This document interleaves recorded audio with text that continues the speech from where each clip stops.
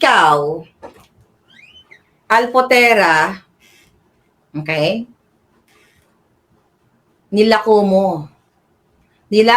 mo ang private, okay?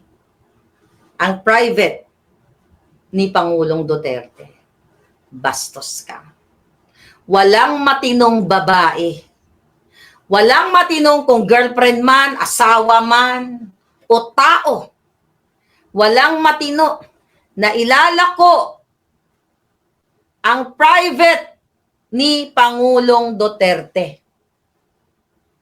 Yan po ang ginagawa ni Alpotera. Tarantada ka. Sa totoo, alam na ng pamilyang Duterte ang ginagawa mo o ang ginawa mo. Para matapos na ang kahababuyan mo.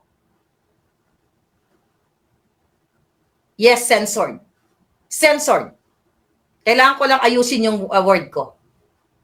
Inilalako ni Alpotera ang censored, ang private na buhay o hindi buhay ni Pangulong Duterte. Kaya po ako galit na galit sa babaeng niyang Alpotera na yan. Hayop yan. Pinakita niya sa kanyang mga gadget, sa kanyang mga laptop, ganyan niya babuyin ang Pangulong Duterte. Now ngayon, sino? Tama ba kung kayo ay Duterte supporter? Walang kalaban-laban ang Pangulong Duterte.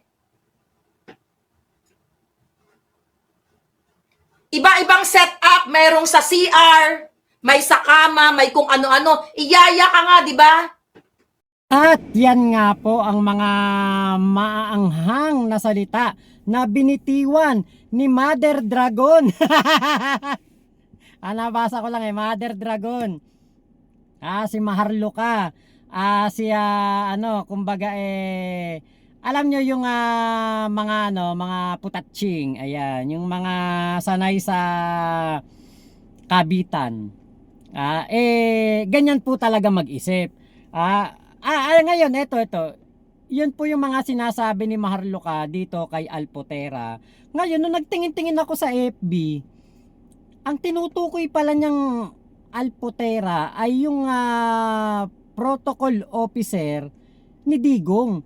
O, kumbaga, parang pinaganda lang, protocol officer, pero parang personal alalay. Yun yung parang pinaka magandang pagkakaintindi ko sa trabaho nitong si Miss Jasmine Egan. Nasa isang pagtitipon ay yung nakaraang pasidungog ay nakamayan pa ni BP Sara. Ewan ko lang kung bakit nga ba ganon ang mga salita ni Maharlika. Pero tingin ko, isa sa mga dahilan, baka nagseselo si Maharlika. Baka gusto niya siya ang makapag-picture ng pototoy ni Digong. Napakagwapo ni Digong talaga, no? Alam nyo, nahihiwagaan na ako dito kay Digong. Parang naiisip ko tuloy, ano kaya itsura ng pototoy niya? Bakit ganon? Parang hayok na hayok etong si Maharlika. At parang Gina G dito kay Jasmine Egan, o yung tinatawag nga nilang Alpotera. Hindi nila pinapangalanan, pero alam nyo po, kung titignan si Alpotera o Jasmine Egan at titignan mo si Maharlika, mas mukhang putatching si Maharlika. Si Jasmine Egan, nakita ko decente.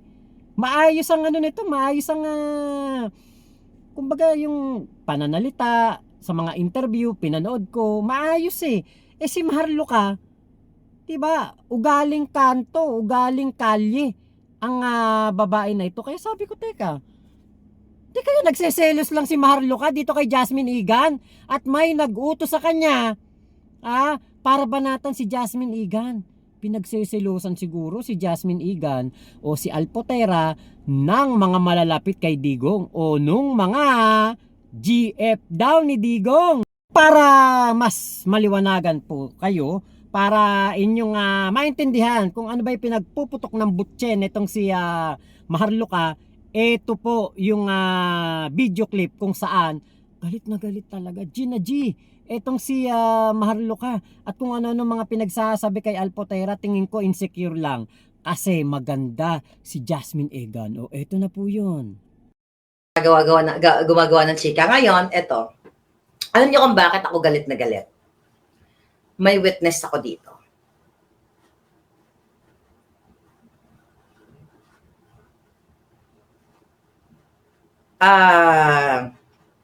Suspense, ano? Itodo ko na daw. Hindi ko alam kung tama ba kung tama ba. Okay.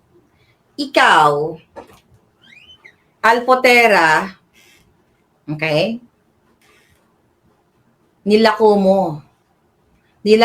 mo ang private, okay?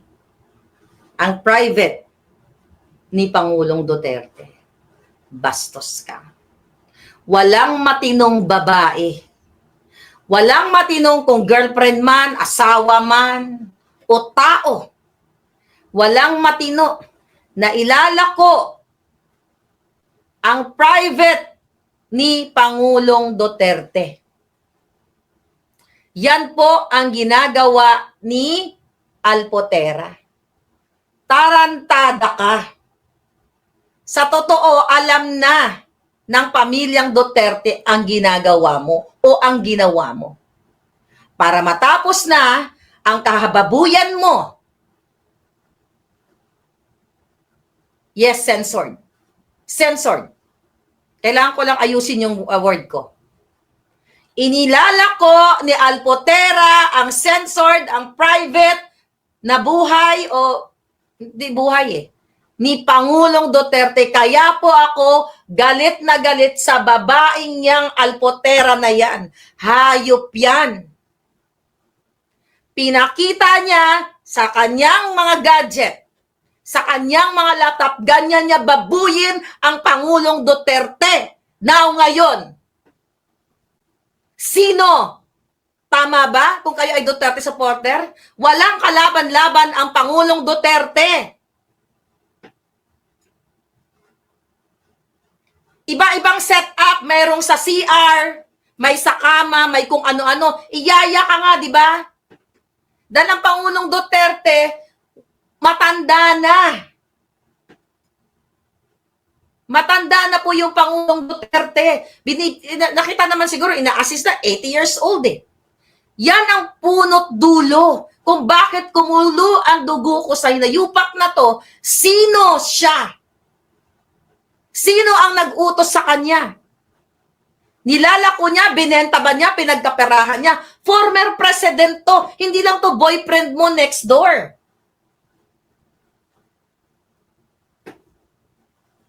Yes, kawawa si Pangulong Duterte at pinapalabas ngayon ng Team Alpotera na they're okay with the Duterte. Hindi kayo aawayin ni Inday. Walang ganon.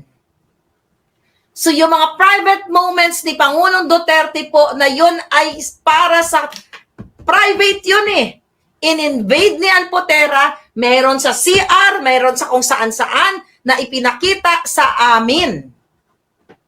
Ganyan kababoy ang babaeng ito na nagpapanggap na siya ay mahal na mahal ng pamilyang Duterte. Pinipicturan niya ang mga bagay na hindi dapat picturan. Ipinagkakalat niya sa kanyang mga amiga, pinapakita niya, may witness ako dyan.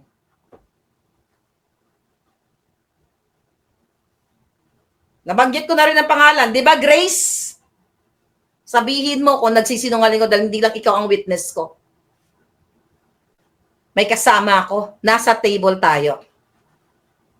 Ganyan kababoy ang babaeng ito. Dapat nga kasuhan yung hayop na to Sino ang nag-uutos sa babaeng yan para guluhin ang buhay ng mga Duterte? Hindi yan totoo. Di ba? Hindi yan to. Yes, mga palangga.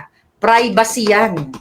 Hindi mo dapat ilalako ang mga private moments ni Pangulong. Elderly abuse, tama, sabi ni Cat Lover Lady. Elderly abuse yan. Ganon po kahayop yung babaeng yan. Ang pagpapanggap niya, na siya ay nandiyan dyan. Ang sabi na andyan pa, 2016 daw, andyan siya kay Pangulong Duterte. Maraming ganyan, 2016, ganyan-ganyan. Pero may ulterior motives, may vested interest. Ano ang vested interest ni Alpotera para i-capture ang mga private moments ni Pangulong Duterte at ilalako niya?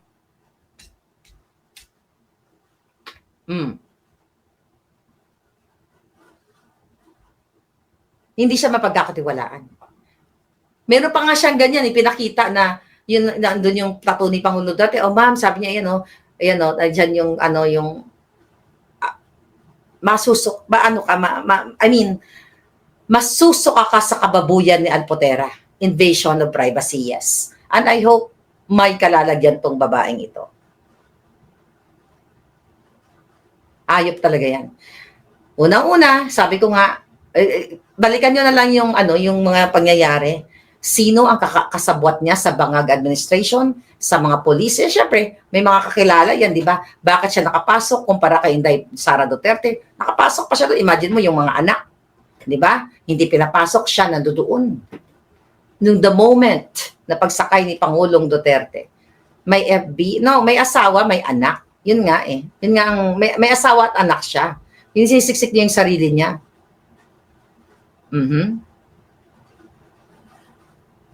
Oo. Nandito yung mga alagad ni Alpotera. Greetings from Belgium, Maria Fernandez. Thank you. Ano daw? Sige, magbasa tayo ng comment. Pwede sa kasuhan sa ginagawa niya. Oo. Pinakita niya doon sa lahat. Yung mga iro niya doon, pinapakita niya. Alam mo, nakakaawa yung Pangulong Duterte. Imagine mo, former president. Kababuyan talaga. As in, wala pong matinong babae, asawa, kabit, o kung ano pa man ang girlfriend, ano pa man ang tawag mo doon. Na ilalako mo ang private moments o private ng iyong partner o ng iyong dating presidente to. Ngayon tinitwist nila yung kwento. Yung Team Alpotera na nakikinabang, ayan, Baste, baka hindi mo pa alam. Si Bastian Duterte may nag-comment doon, tinag si Baste. Pinibalam na nila. Ay, may misaryo tayo na pinaalam ko. Yan po yung katotohanan sa mga Davao. Binaboy po ni Alpotera ang inyong mahal na mayor. Binaboy po niya, bigayin nyo yan si Grace. Nandoon eh. Grace, alam mo, hindi ako nagsisinungaling. Hindi lang ikaw ang tao doon. Diba? Nung pinakita sa amin yun, na-shock ako ng bonggang-bongga. Hindi nakita ni Spokes Harry kasi wala siya. Sinabi ko kay Spokes. Ano sabi ni Spokes? Ano ka? Well, ayoko na sabihin ko ano sinabi ni Spokes. Ano ka, may saltik? Nagpapapansin? Pinagkitaan mo ba yon? Yun lang ang sa akin. Oh. Okay. Aba, daming mga ni Alpotera. Okay, gur-gur kayo ngayon. Gur-gur ang mga kamandag ni Alpotera. Baka po malaking halaga binayad kay Alpotera. Hindi ko nga alam. Kasi imagine niyo 30,000 euros. Meron 30,000 euros na kumalat doon na binibigay sa kanilang mga iro. Then, nung unang dating ko nga, sabi ko sa inyo, may nakarating na information sa akin na talagang pinapunta siya doon ng businessman na ito. Kilala ito. Businessman na ito para mag-spy, para magsumbong kung ano yung mga nangyayari. Buti na lang hindi siya nakapasok doon sa ICC until now. Yun. So ngayon, ayaw niyang tumigil. So siguro, hindi ko alam kung ano nangyari doon. Tuloy pa ba ang pagbigay sa kanya? Kumapit na ang bruha dito sa Bangag. Okay? Sa Bangag. Ay, may Bangag. Sabi ni Palangga. Ano sabi niya? Gusto talaga i-blackmail. Yun nga din ang sinabi ko. Iba-blackmail niya ba ang Pangulong Duterte? You have to do something, ha? Yung mga nagmamahal kay Pangulong Duterte, you have to do something. Alarming po yan. Nilalako ni Alpotera ang mga private, name it. You can imagine kung ano ibig sabihin. private moments ni Pangulong Duterte. Yeah, kababuyan. Dinala ko talaga niya. Grabe po yung babaeng yan. Yes, Marizel, thank you so much. Sabi ng iba, sabi kasi ng iba ganito, nag-aaway-away kayo. Mga natutuwa daw yung mga tao, yung mga bangag. No. Dapat lalo kayong matuwa dahil na-expose ito. Yan po si Alpotera. Okay? Kahit na may nakitang may picture, ako, may mga picture din ako, hindi ibig sabihin ay BFF o meron akong connection sa taong ka-picture ko. Si Alpotera, wala na po yung access sa mga Duterte. Visual na lang yan. Photo op na lang yan mga pinapakita niya. Kaya nga sabi ko sa inyo, nung nasa tent ako, nasa loob, katabi ko si mami ni Inday Sara at marami mga politiko, mga bisita, bigla yung pumasok si Alpotera at hila-hila niya si Girlie para magpa-photo op kay Inday. Sabi nga nun, BP pa ano po, para siyang asong iro na naggaganyan-ganyan. Walang access yan, believe me.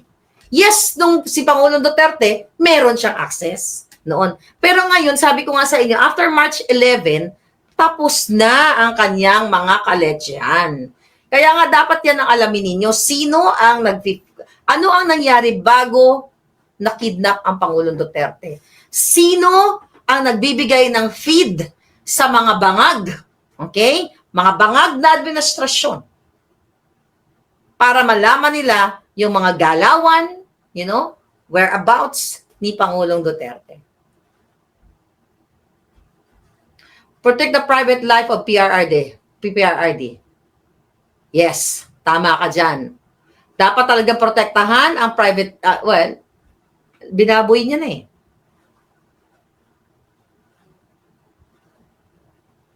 Meron na nga, RPM. Ay, sabi niya, it seems there's a spy. Ayun na nga, sino pa ba ang spy na yan? Imagine niyo, sabi ko nga, meron bang matinong babae? May matino bang babae? Kayo ba, I don't know sa iba, former president, lahat ng mga moves ng Pangulong Duterte, private, pipicturean at ipapakita dun sa mga iro niya sa dahig para masabi lang na close sila.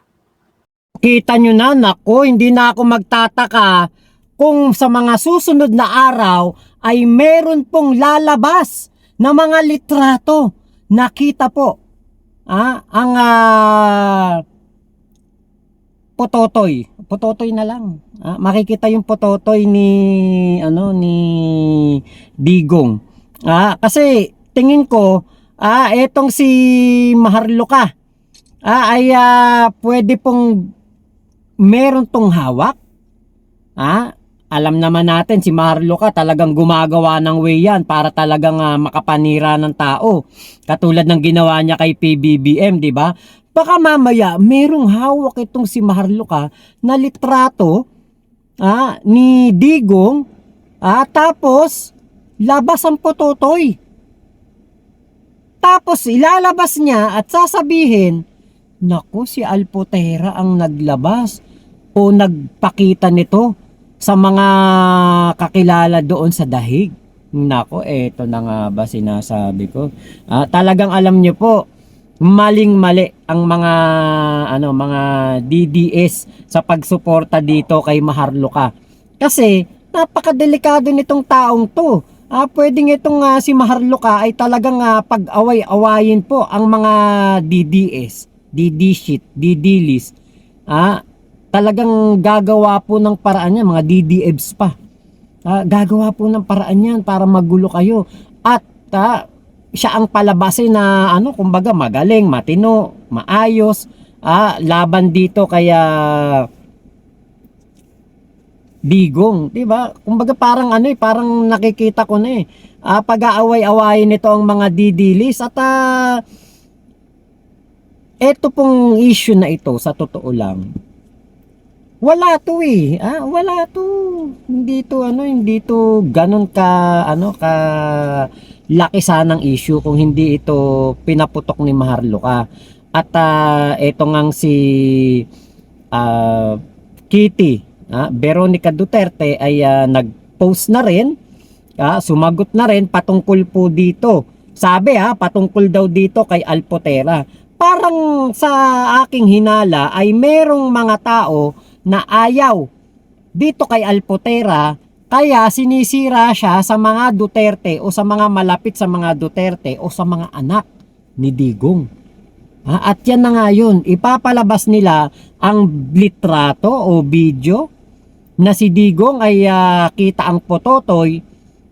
Tapos, isisisi kay Jasmine Egan. Ayan na nga yun. Nako. Alam niyo, nakita ko kasi yung nagbase ako dun sa kung paano magsalita yung Jasmine Egan, kung paano niya alagaan si Digong. Nakita ko nga yung may video siyang ginawa yung parang yung may kanta ba ni Wency Cornejo yun. Nakita ko meron lang copyright Nakita ko kung gaano kumbaga ka close at kung gaano inaalagaan ni Jasmine Egan itong si Digong. Ngayon, pati yung pagbibigay ng rosaryo ni Jasmine Egan o Alpotera papunta doon kay Digong noong ito po ay sasakay na ng eroplano papuntang Dahig sa ICC, kinuwestiyon din ni Maharlika. Si Sara Duterte daw hindi pinapasok, si Bongo daw hindi pinapasok, tapos etong si Alpotera daw meron access doon sa Villamor Air Base, nakapasok. Nako. 'Di ba? Yan na nga 'yon. Kumbaga, yung panibugho, yung inis, inggit na ipon. Syempre nga naman, 'di ba? Anak, hindi nakapasok, tapos etong personal alalay nakapag-abot pa ng rosaryo. Pero mayroong dyan, may paliwanag dyan. Si Jasmine Egan o Alpotera, wala tong gagawin na, kumbaga, hindi ito threat sa mga humuhuli kay Digong para pigilan ang pagsakay ni Digong doon sa eroplano papuntang Dahig. Pero pag pumasok si Bongo o etong si Sara Duterte, mga official to Pwede tong gumawa talaga ng komosyon at mga kumbaga drastic measure para pigilan ang paglipad ni Digong sa ICC. Ngayon, eto pa. Tingin ko parang insecure din etong si Maharlika kay Alpotera kasi lumipad pa po papuntang ICC. Papuntang Dahig. Etong si Alpotera para makapunta doon kay Digong. Ito pala yung gumawa ng yung mga lettering nila, bring FPRRD home, bring him home, mga ganun. Ito pala yung isa sa mga nag-organize ng event para kay Digong. So, ito po tingin ko may inggitan, merong inggit sila kay Jasmine Egan, tingin ko. 'Yun ang nakikita ko May naiinggit kay Jasmine Egan. Naiimbiyer na sila dahil si Jasmine Egan malapit kay Digong. At baka special mention din si Jasmine Egan pagdating doon kay Digong. Baka, kamusta na si Jasmine? Ano ba ginagawa ni Jasmine? Nandyan daw si Jasmine sa labas. Diba, baka yun po ang kumbaga isa sa mga nababanggit ni Digong. Kaya siguro triggered sila dito kay Alpotera or Jasmine Egan. Pero ako wala akong nakikitang masama doon kay Jasmine Egan Ginagawa niya lang ang kanyang trabaho, ginagawa niya lang ang kanyang parte bilang isang personal assistant o alalay ni Digong. At wala akong nakikitang masama doon kung ginagampanan niya ang kanyang trabaho. Kaya lang, syempre, alam natin, marami pong mga ahas at demonyo na nakapaligid kay Digong at ang gusto nila, sila ang bida-bida, sila ang the best, sila ang pinaka-close kay Digong at sila ang merong pinaka-makapangyarihang koneksyon para makalapit kay Digong ang isang tao. Ayan, yan ang nakikita kong dahilan dyan. So, lamang po, maraming salamat sa pagsama nyo sa aking vlog na ito. Ingat po kayo. Nasan mang panig kayo ng mundo, Momo Chup Chup. Love you, love you. God bless us all, Pilipinas. God first. Salamat po.